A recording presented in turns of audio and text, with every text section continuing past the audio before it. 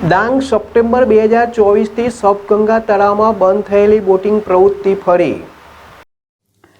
સપ્ટેમ્બરમાં 2024થી સર્પગંગા તળાવમાં બંધ થયેલી બોટિંગ પ્રવૃત્તિ ફરી।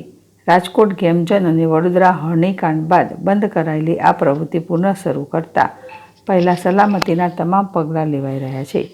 સાપુતારા સર્પગંગા તળાવમાં 2024થી બંધ બોટિંગ પ્રવૃત્તિ ફરી શરૂ। મુંબઈની એજન્સી દ્વારા તળાવની ઊંડાઈની બેથ મેટ્રો સર્વે કરવામાં આવેલ હતી। બોટિંગ પ્રવૃત્તિ ફરી શરૂ થવાના સમાચારથી સ્થાનિક વેપારીઓમાં ખુશીનું મોજું ફરી વળ્યું। ગિરિમથક સાપુતારાની જીવાદોરી સમાન સર્પગંગા તળાવ છલકાયું। સાપુતારામાં હોટલો, શાળાઓ સહિત નવા ગામના લોકો સર્પગંગા તળાવનું પાણી પીવા માટે ઉપયોગમાં લેતા હોય છે। ચારે તરફ ડુંગરો વચ્ચે આવેલ સર્પગંગા તળાવ 100 ફૂટ ઊંડાઈ ધરાવે છે।